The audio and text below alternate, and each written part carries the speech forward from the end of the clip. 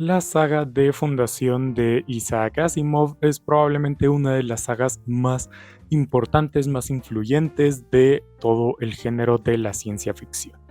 Tristemente, a mí no me gustó.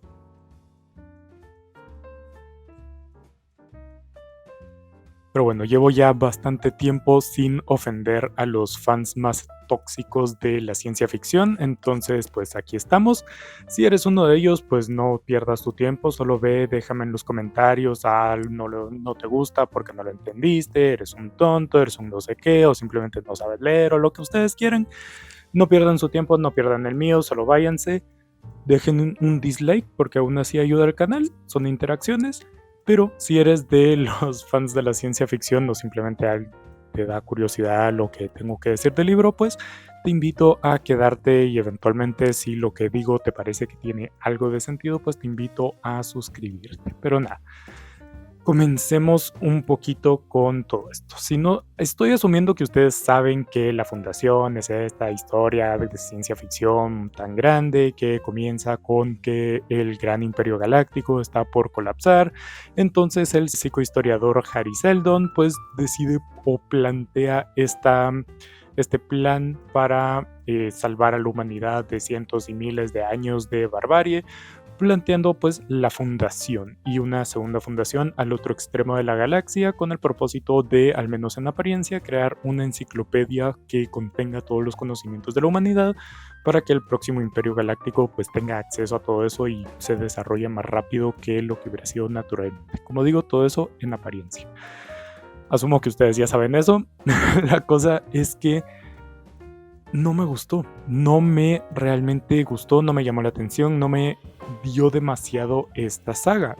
Y voy a comenzar diciendo que entiendo de dónde viene toda la veneración, cómo llegó, o al menos más o menos cómo puedo entender que haya llegado a ese nivel de ser una de las historias pilares dentro de la ciencia ficción, y es que pues sí, la historia es muy muy muy ambiciosa y pues no es una historia reciente, es de la primera mitad del siglo pasado. Entonces pues puedo ver cómo al momento de ser publicada creó tanto revuelo y llegó a ser una obra de culto como lo es ahora, porque como digo, es muy ambiciosa, no es una historia de ciencia ficción en la que todo ocurre en un mundo o en un par de mundos, con un viaje así un poco más o menos como se pueda, sino que es algo que abarca toda la galaxia o al menos todo el universo al que tenemos acceso.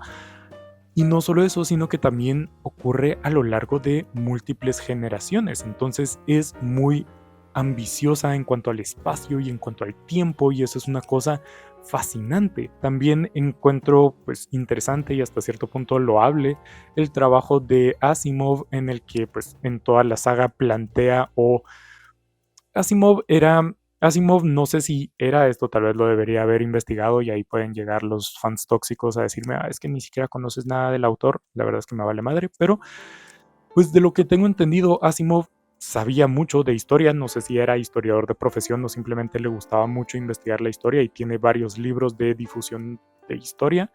Entonces, también encuentro loable el hecho de que haya tratado de representar o de plasmar en esta historia futurista pues los mismos vicios de la humanidad o de las civilizaciones humanas que han venido a lo largo de la historia, ¿verdad? Como perpetuando esta idea de que pues la historia se repite, ¿verdad? La historia es cíclica, entonces cosas que pasaron tal vez en el imperio, con el imperio romano, pues probablemente se vayan a estar continuando, vayan a volver a pasar de una manera similar miles de años en el futuro.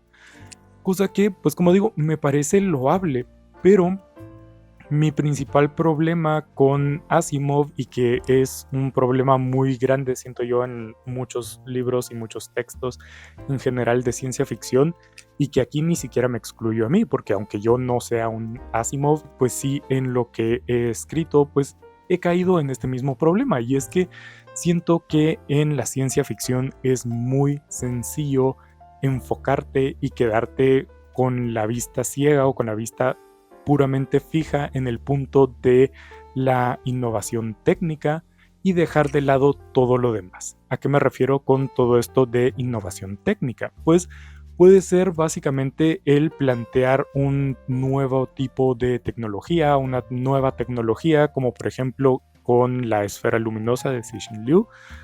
Odíenme más por ese video, en el que pues sí, se centra mucho Cixin Liu en crear todo o en tratar de entender el fenómeno de las esferas luminosas y en plantear tecnología que utilice el fenómeno de las esferas luminosas, controlarlas y todo esto, y es un texto muy directo o muy rico, digamos, en explicaciones físicas para entender y para conceptualizar ese fenómeno, pero es que se centra tanto en eso que nos perdemos de prácticamente cualquier otro aspecto de la historia.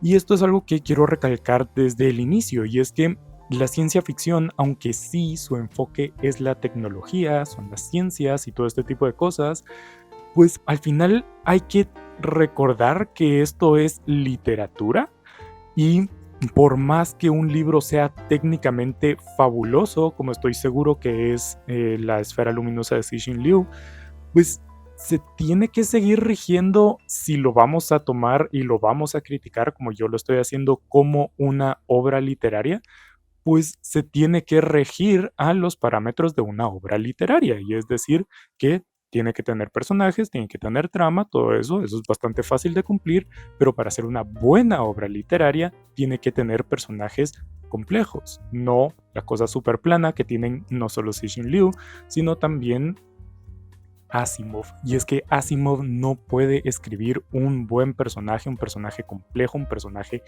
dinámico por su vida. Y en la primera parte, en Fundación, pues se le puede dejar pasar porque al final de cuentas podemos interpretar a la Fundación como el personaje, o sea, la Fundación como tal, no personajes individuales, porque tenemos constantes saltos y no estamos con un personaje más que un capítulo o cosas por el estilo. Entonces ahí podemos decir, ok, que ninguno de los personajes tenga personalidad, pues se pasa, porque ese no es el foco. Pero en la segunda y en la tercera parte sí que nos centramos en personajes individuales que llevan la trama por toda la novela, o por cada una de estas dos siguientes entregas. Entonces, que esos personajes sean terriblemente mediocres y planos, pues es que le quita calidad literaria a la obra. O sea, no sé qué quieren que les diga. Porque todos los personajes de la Fundación son terriblemente planos, porque todos tienen una cosa en la cabeza, y es que la Fundación persista y nada más. No tienen deseos personales, no tienen problemas personales, no tienen nada que no esté ligado con cumplir el plan Seldon y que la Fundación continúe. Cosa que, como digo, es terriblemente malo. Y pues seguimos, ¿verdad? La trama. Es fácil tener una trama, pero crear una trama que valga la pena ser leída, pues es completamente distinto. O sea, eso, al menos para mí, es lo que considero una literatura de calidad. Y esto, que conste, es una valoración subjetiva, la que yo estoy diciendo, que el libro valga la pena ser leído, o que la trama valga la pena ser leída o haber sido escrita. En el caso de la Fundación, pues es que tiene mucha proeza técnica en plantearnos un mundo o un universo muy complejo, muy amplio, que también atraviesa muchos siglos y una espacio temporal muy amplio en general. Pero es que, quitando eso, ¿qué nos da la trama? No nos da, al menos en mi opinión, absolutamente nada. Es una trama completamente vacía en la que Asimov, al menos a mi interpretación, se centra mucho en cumplir su visión de plasmar que la historia es cíclica, y entonces todo lo que pasó en el pasado lo está adaptando al futuro para mostrarnos eso, pero en su afán de conseguir eso dejó de lado todo lo demás. Y sí, ahí está, genial, es una idea que vale la pena, pero ¿para 3 libros? Y esto es solo la trilogía principal, de ahí vienen más que no voy a estar comentándolas porque no las he leído y probablemente no las vaya a leer, pero ¿vale la pena esta cantidad de páginas? Y en mi opinión, no vale la pena. Es un ejercicio que se puede haber reducido a una sola novela que ejemplifica la amplitud de todo y representa lo cíclico de la historia y ya. Pero en 3 novelas es demasiado, y el concepto se entiende en la primera y después tienes 2 que no te aportan absolutamente nada. Entonces, ¿Por qué? ¿Para qué? Y este ejemplo de poner lo técnico y dejar y olvidar todo lo demás se ve, en mi opinión, muy bien representado en la primera parte de la segunda novela.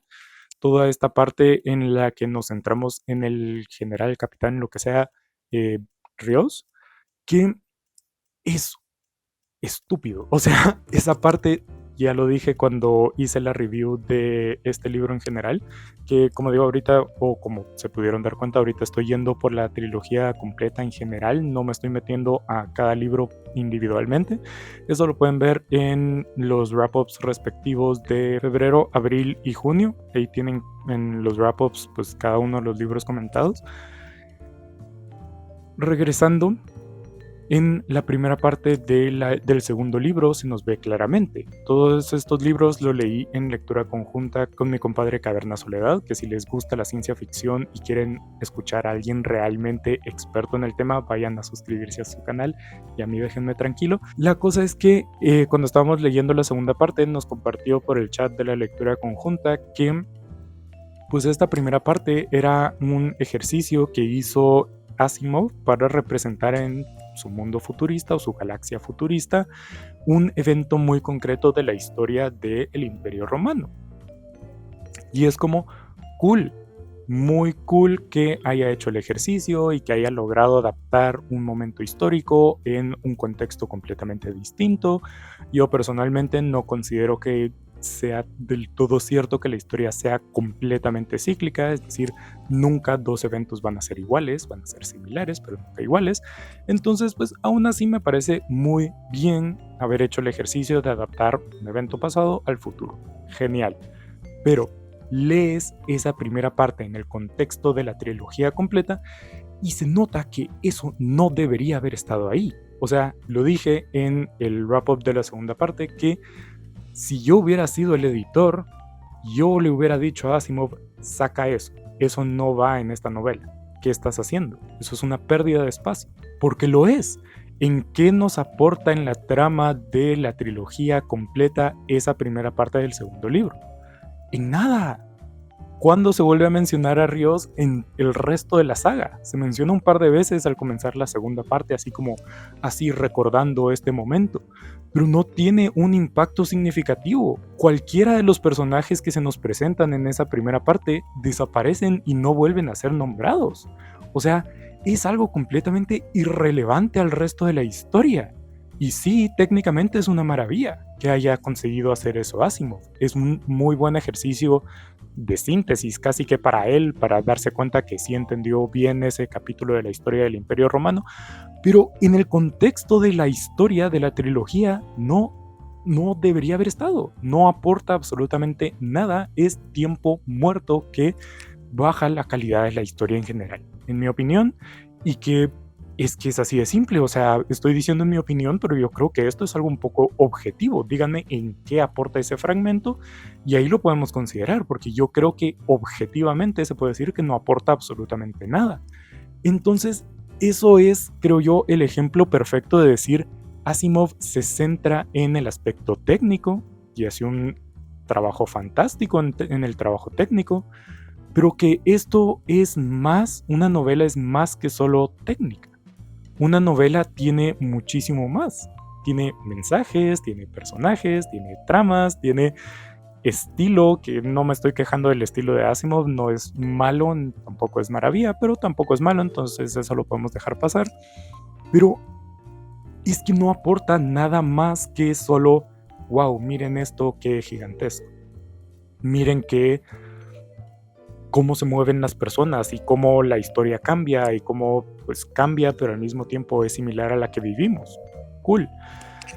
Pero es que no aporta nada más. Y a mí incluso se me cayó al piso todo este dramita de la política y de la fundación tratando de sobrevivir y el mulo y todo este tipo de cosas.